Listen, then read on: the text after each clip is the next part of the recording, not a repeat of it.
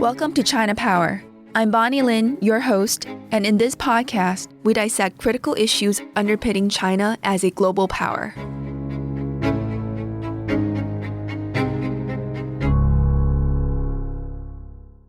Today I am joined by Dr. Ryan Berg and Dr. Evan Ellis. Dr. Berg is Director of the Americas Program and Head of the Future of Venezuela Initiative at CSIS. Dr. Ellis is a research professor of Latin American Studies at the U.S. Army War College Strategic Studies Institute and a non-resident senior associate in the Americas Program at CSIS. Today we'll be talking about the recent U.S. capture of Nicolas Maduro in Venezuela and the regional and global implications of that operation and how China is interpreting the situation. Ryan and Evan, thanks for joining me. Thanks, Bonnie. It's a pleasure to be with you on the program. Thanks very much, Bonnie. Good to be here.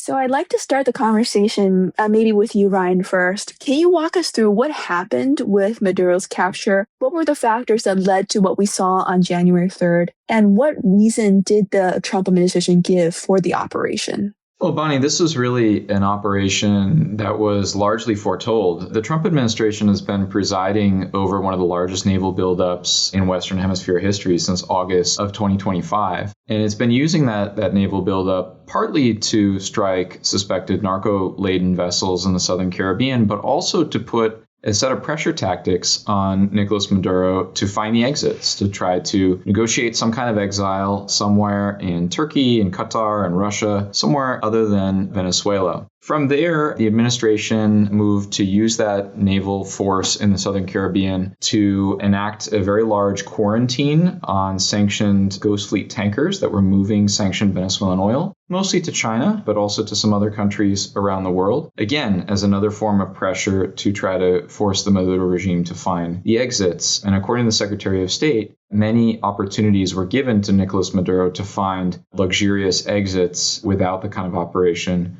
that the United States ultimately turned to in the early morning hours, January 2nd and into January 3rd.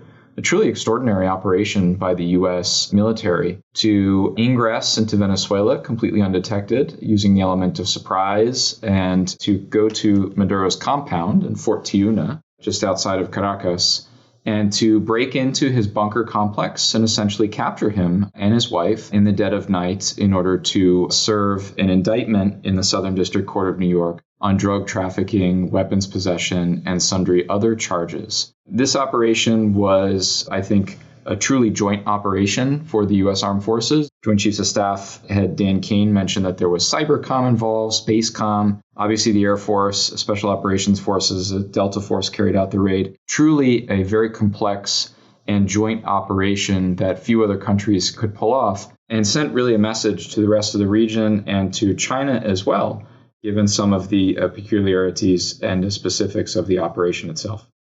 In terms of messages that the United States was trying to send China, Evan, do you have any sense if China had any advanced knowledge of the operation? What was China doing in the lead up to January 3rd?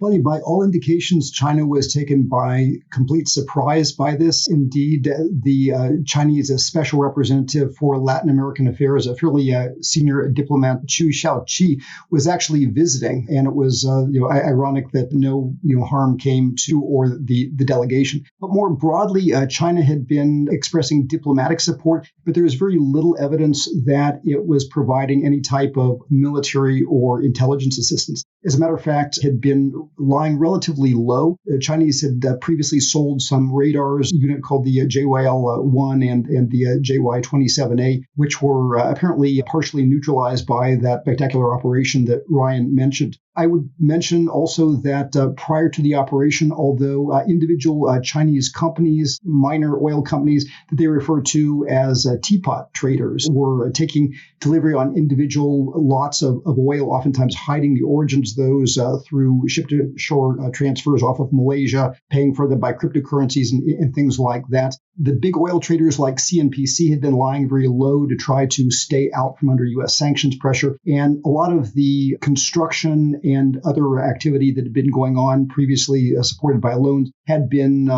basically in a very low profile. And so it was really, I think, quite a surprise, but very little actual military or any type of pushback beyond the diplomatic pushback that you saw from China. So Evan, Chill wasn't in the region from your perspective as a way to warn Venezuela. It was just by coincidence he was in the region visiting. Absolutely. I suspect that if the Chinese had had advance notice, that they would have either tried to make a bigger deal of the presence or, on the other hand, tried to avoid that problem rather than, literally, having one of their most, senior diplomats there for Latin America right as the operation took place. And Ryan, back to you in terms of what's going to happen next and what's also happening right now. We've seen that President Trump has stated that the United States will be running Venezuela and extracting oil from its reserves for years. And also, the United States would be working with the current interim government. What do you see as the next steps for Venezuela, and how viable is the current U.S. approach to the country? Well, Secretary of State Rubio has laid out a three-pronged approach. First, he says that Venezuela must have an economic stabilization. Then there must be a recovery period where it's not just an economic recovery, but it's also a political recovery of sorts. He's mentioned the rebuilding of political society, of civil society, I should say, and the ability of opposition leaders, many of whom have been sent into exile forcibly, to be able to come back to Venezuela and reconstitute some of their political projects. And then the third phase that he's mentioned is called transition. And we all, I think, assume that transition means some kind of election, some kind of moment, hopefully a definitive one, where Venezuelans will get a chance to decide their future. And given the vote that took place in July of 2024, I think we have a pretty good idea of what that future will look like. It will look much different than the current regime. Nevertheless, the Trump administration has decided to answer the question of political stability first before answering the question of political legitimacy. And so President Trump has said that remnants of the Maduro regime, namely the de facto vice president, who has now assumed the presidency, de facto presidency, or what the U.S. government is calling the interim authorities in Venezuela, she will exercise power effectively in Venezuela during the first two phases that the Secretary of State has outlined. And for now, President Trump is pretty focused on getting U.S. companies, large U.S. companies, to invest once again and to have a presence once again in Venezuela, in particular in the oil sector. Now, in order for Venezuela to actually grow, to stabilize and to grow and to recover economically, it has to have a recovery of its oil industry. There's no other way around this fact. And the unfortunate reality for Venezuela is that its oil industry is in tatters. The Maduro regime has not invested the necessary dollars into maintenance, into new rigs, into keeping know-how and technical competence within PDVSA, the state-owned oil company. So this is a huge lift for the Trump administration if it thinks that U.S. oil companies are going to go with alacrity back into Venezuela, many of which have actually been expropriated at least once, if not twice, in Venezuela, that they're going to do that without some kind of incentive is a pretty hard thing to fathom, Bonnie. But nevertheless, Trump administration says that for the time being, the quarantine that I mentioned previously will stay in place. And that quarantine on vessels coming in and out of Venezuela provides the Trump administration with a lot of leverage, with leverage that it intends to be able to use for the purpose of dealing with the interim authorities and ensuring that the policies that they pursue are pro-U.S., that they are geared towards opening the oil sector and also reducing drug flows, reducing outbound migration, and also reducing in meaningful ways Venezuela's relationships with geopolitical adversaries like China, Russia, and Iran. Where does China feature in terms of either Secretary Rubio's three-phase plan or generally the U.S. approach towards Venezuela right now? I think it fits more generally as opposed to in the three phases. I mean, I think we should make no mistake about it that China in fact, China probably will try to frustrate all three of these phases in terms of how the U.S. wants to proceed in Venezuela and what it wants Venezuela's political scene to look like. China definitely fits within the overall geopolitical pursuits in Venezuela, China having spent a lot of time not just supporting that regime, but also investing in some of the alliances that it thought Venezuela was creating, especially under the previous president, Hugo Chavez, a sort of leftist critical alliance of the United States, a bloc that could serve China's interests in Latin America. I think as the Maduro regime went on and the economic catastrophe got worse and worse, and China saw firsthand the very poor mismanagement that Maduro was presiding over, he became less and less useful for the Chinese to the point where The last 2 or 3 trips Maduro made to Beijing, he essentially came back empty-handed. The Chinese gave him the message that they are no longer investing in that regime until they see some better overall economic management with real prospects of actually getting paid back. And Evan, turning to you, are you seeing what is a so far coherent response from the Chinese government yet, or is China still in some ways waiting and assessing what's happening on the ground before they make any concrete decisions on how to move forward with its relationship with Venezuela? My sense right now is that China is pivoting to some degree, but it's also waiting and assessing. I think it's useful to recall that back in 2019, 2020, when the first Trump administration was putting pressure on Maduro to restore democracy through Juan Guaido, who is then recognized by the U.S. as the de jure president, the Chinese actually had negotiators talking directly with Juan Guaido, trying to bet on whichever side won to proceed forward. I think right now, China's posture has been a little bit different. On the one hand, you have China's diplomatic pressure. Clearly, China has been using its talking points across Latin America and elsewhere against supposed U.S. bullying and U.S. aggression, trying to essentially profit from and use what has happened in Venezuela to try to win points both in economic and in other areas elsewhere. On the other hand, my sense is that China is trying to figure out how to proceed with respect to the oil industry. It's clear that China has taken some big hits, but they're not necessarily hits in areas that are directly tied to state-owned companies. So, for example, I would mention, the embargoing of the Century's oil tanker that had a lot of oil that was bound for China. And again, that was not CNPC. My understanding was that those were that was part of the shadow fleet. And so the Chinese government didn't make a big deal about that, although said some things about piracy. On the other hand, you have, I understand there's been another ship that may be tied to Chinese registry that has also been seized as part of the ongoing blockade. But the question is, will China have opportunities to go forward? The Trump administration has clearly indicated that the expectation is that Delcy Rodriguez or whoever survives in Chavismo reduces China's presence. But given how deep China's presence has been in the retail sector, in the construction sector, through oil operations, including many who have become dormant, as well as through the financial sector, telecom sector, the various different aspects of the security apparatus, what aspects of China's business relationships, which are very deep with Chavismo, will be allowed to survive and which don't. So my sense right now is that China is trying to take advantage of this diplomatically, even while it is quietly maneuvering to simultaneously protect its interests against what could be coming from the U.S. and figure out how to make money whichever way this new and frankly a regime that could actually be more profitable for China, given that it could be free from U.S. sanctions, thus freer from complications and things like that. So I think China is playing a very cautious game right now in terms of how it proceeds, and a game with some very mixed messages. Evan, are you seeing any evidence that China is planning to frustrate or is thinking about frustrating U.S. plans for Venezuela? And the second question is, have you seen China elevate the issue of Venezuela to high enough importance in terms of it potentially being an item on the agenda for the potential Trump-Xi meeting in Beijing in April?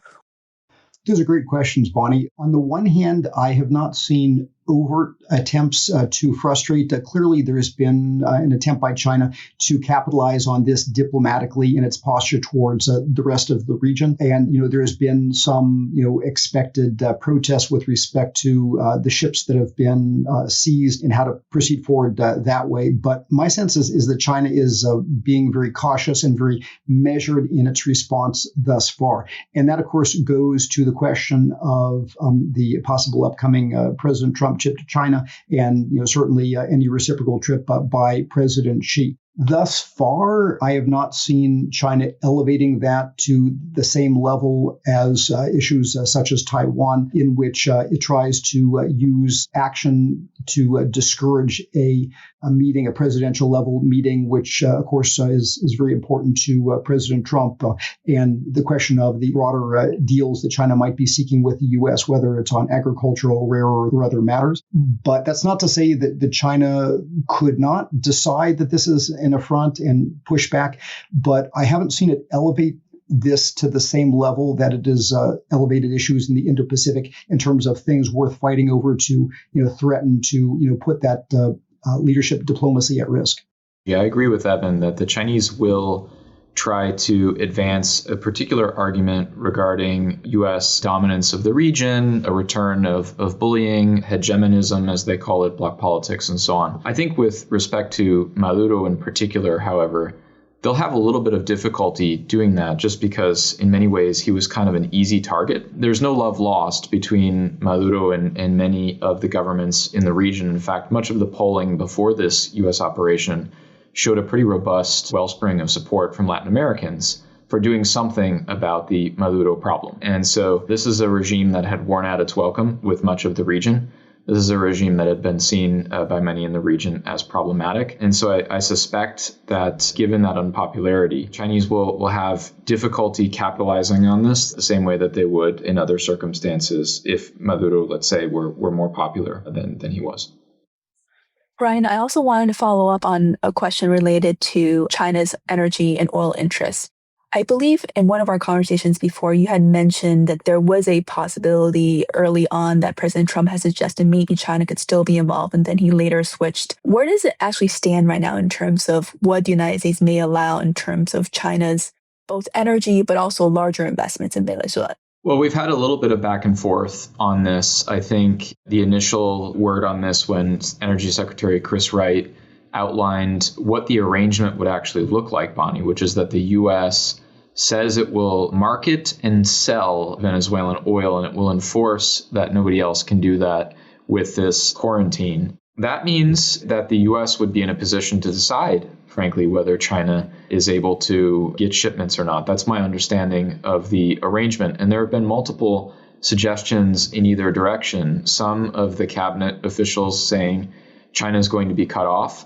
And then President Trump himself saying, no, we can continue shipments to China, but they're not going to be able to get the discount anymore on Venezuela's sanctioned barrels. They'll have to pay the full price. And that money will come back into the U.S. accounts, which will then be administered for the Venezuelan people. That's what he says. So there's been a bit of back and forth on this. But I think what's clear in the back and forth, Bonnie, is that the administration is viewing this as a potential source of leverage over China and about 700,000 or so barrels of oil a day that they generally tend to import from Venezuela. In terms of broader investments in the country, I think it's much harder to say how the U.S. is going to exercise leverage over those. It seems for now that most of the focus, all of it, is on really the lifeblood of the Venezuelan economy, which is the oil sector. Well, if I could jump in, I think Ryan also makes an important point, which is where are the areas in which Rodriguez de facto administration or others can work with the Trump administration on China or other areas, and where are areas in which we might see some more tension. This goes back to something important that Ryan said before as well, which is that I think as we go forward, there are clear areas such as allowing the U.S. administration to deliver on sanctioned oil that they weren't going to be able to essentially dispose of anyway, as long as the U.S. was imposing this blockade, or do certain superficial things. For example, there was a new initiative recently announced between Venezuela, Colombia, and the United States against the ELN. There's been some promises of prisoners to be released, but I suspect that as one goes forward, there will be certain areas where Delcy Rodriguez administration can serve its own interests and bolster its own power while, increasing its probability of staying out from under sanctions while supporting the appearance that the U.S. is really calling the shots, like those oil things.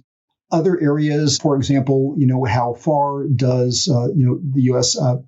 undermine certain, key, or how far does Delcy Rodriguez administration push certain key allies, such as the ELN, such as the Russians, such as the Chinese behind the scenes to where core equities are being interfered with? How far do they push the ELN or certain radical Chavistas within the countryside in the name of law and order to support oil operations? To what degree do they, really dismantle their intelligence services, Sabine, or kick the Cuban G2 out? And so I think that when we get to some of the hard issues that really go to core equities, not only the Chavistas and some of the people that support them, but also some of their extra-hemispheric allies, that apparently straightforward collaboration respecting U.S. pressure may become a little bit more complicated. And as things get complicated, how do you see China playing a role there? In what ways would you see China still being cautious in its approach? And in what ways do you think China might try to find advantage where possible or try to leverage the situation to best preserve its interests? Well, we certainly see behind the scenes the way in which China finds ways to apply economic leverage and personal leverage. One has to presume that China has detailed information on all of the key Chavista leaders and the relationships that they've had, as well as considerations of the economic viability of Venezuela, whether it's production in the oil fields or certain financial deals. And so, although in the current situation with the U.S., probably China's leverage has faded off to some degree, and that of the U.S. has increased. But I suspect that at the end of the day, China, but probably even more than China, are going to be some of the other actors that have a real capability to stir up trouble. Again, such as the ELN, such as the colectivos in the countryside, such as the sindicatos, such as some of the gangs. China, in my judgment, traditionally, at least in contemporary post-Maoist times, has not played too overt of a game of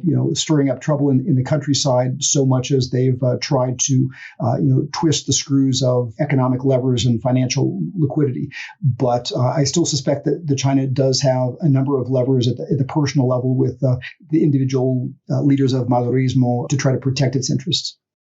I want to move to another element that's quite core to what we're looking at, which is actually understanding the U.S. military operation and the current U.S. military presence in the region. Brian, you mentioned that, of course, the quarantine is still ongoing. Do you have a sense of when the United States might scale down our military activities in the region yet, or at least a sense of how long this could endure? I don't have a sense of how long this could endure with respect to Venezuela, Bonnie, but I do think that the administration has indicated that this is going to be enduring. This is going to be long. The main form of leverage that the United States believes it has over Venezuela is particularly with respect to this quarantine, deciding which vessels get to go and which don't, essentially throttling or accelerating Venezuela's oil getting to market. So if you take the administration at face value and you say, okay, they want leverage, and what they have is leverage, and the leverage that they have is in the form of the quarantine. Well, the quarantine is being enforced by the naval presence and by the Coast Guard in the region. I think it's safe to say, if you put those things together, that this is going to last for quite some time. And in an interview with the New York Times, I think about 2 or 3 days after the operation, President Trump said we could be, quote, running Venezuela for a number of years. So if you take him at his word, this could be going on for a while. But I think the broader point, Bonnie, is the naval deployment also ties in with the administration's intense focus on Latin America and the Caribbean.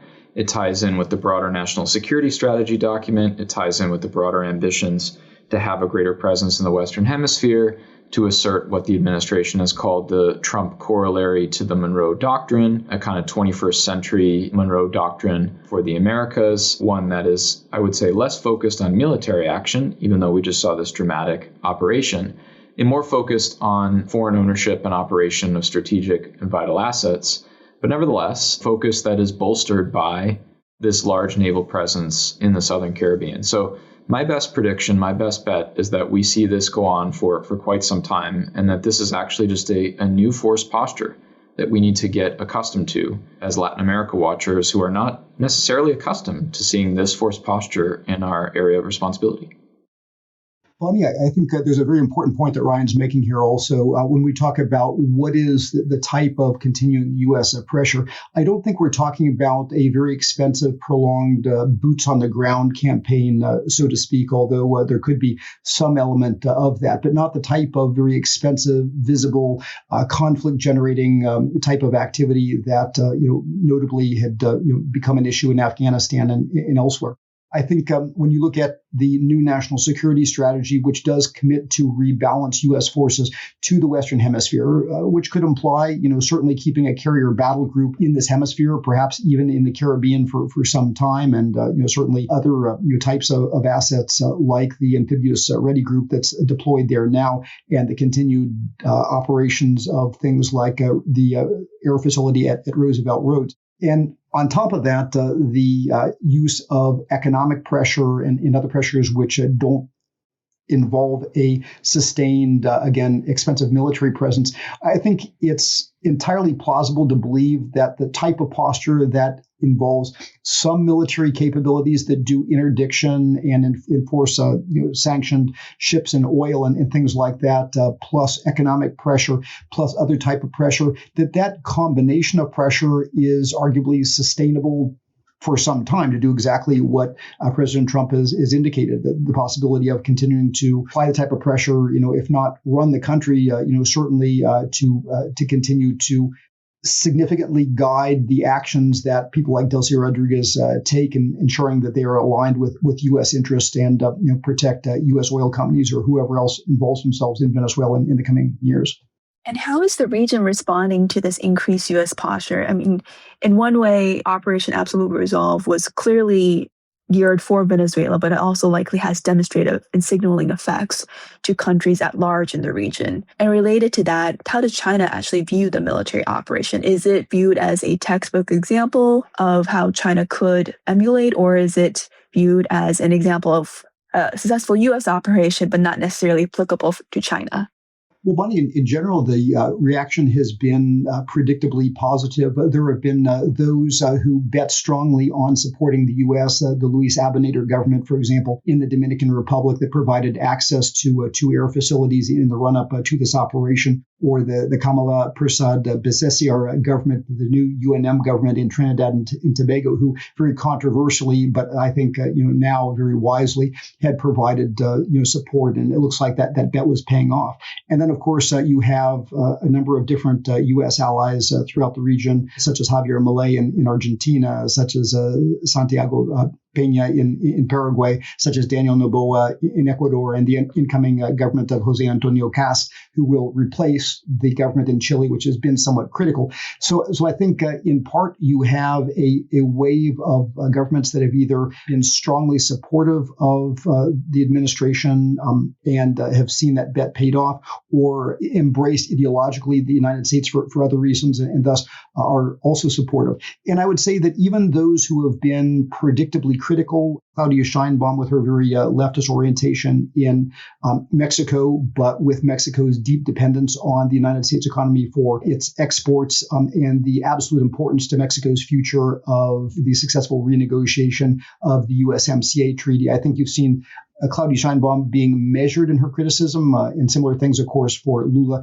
in Brazil, who, again, despite his orientation, also recognizes that Brazil has elections coming up in October, and thus Lula is limited to the degree to which he wants to become the poster child for an anti-U.S. resistance to Donald Trump in South America. So I think for different reasons, it has been either very positive or it hasn't been positive. The objections have been relatively muted.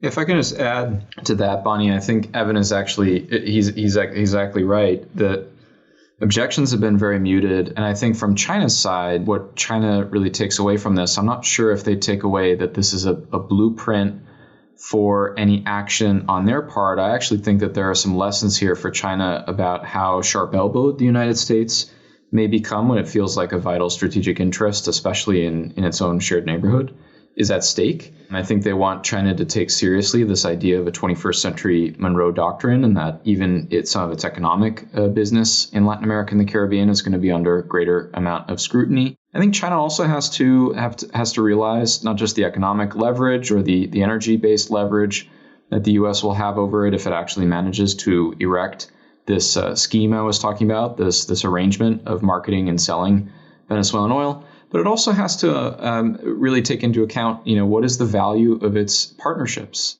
What are other partners going to be thinking if in moments of greatest need, even when those partners, as in Maduro's case, pleaded for assistance, none was coming? And in greatest questions that many authoritarian regimes want answers to, i.e. regime security, China was not there to help Maduro despite repeated attempts to get some kind of assistance. And then lastly, I think that there's probably a message in there somewhere for the value of some of those Chinese radars that Evan mentioned Venezuela had purchased. I think there will be a battle played out, a set of narratives about whose equipment works and whose doesn't, whose is good and whose isn't. And that will have, of course, downstream impacts on security and defense cooperation choices that particular countries make, but also what kind of systems they're thinking about buying. And I imagine that the battle is already on to shape those narratives as well because of the lucrative and important strategic downstream effects of who wins those narratives about the operation. Another important point Ryan made with respect to the lessons China's learning. This actually reminds me of some of the lessons that China arguably took away from the first Gulf War, which many of us in the defense establishment believed caused China to dramatically reevaluate its perception of U.S. capabilities and what type of military was necessary, driving some of the very significant modernization you see of the PLA to this day.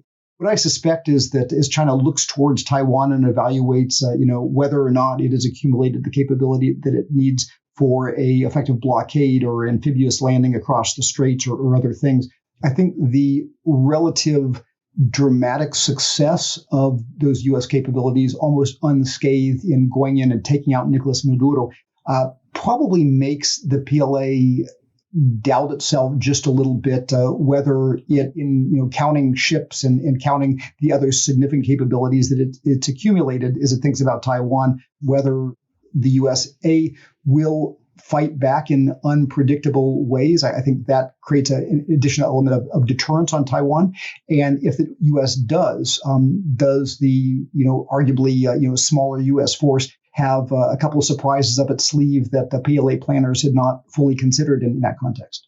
And one final question for the two of you. So looking beyond what the United States is doing in Venezuela and in Latin America, from your perspective, what is the U.S. activities, particularly Operation Absolute Resolve, what does that showcase in terms of overall U.S. foreign policy priorities and overall U.S. willingness to use force? There's been quite a bit of speculation and concern that the focus on Latin America might mean the United States is less committed elsewhere. How do the two of you stand in terms of all the discussion going on right now in terms of what does this mean for overall U.S. foreign policy?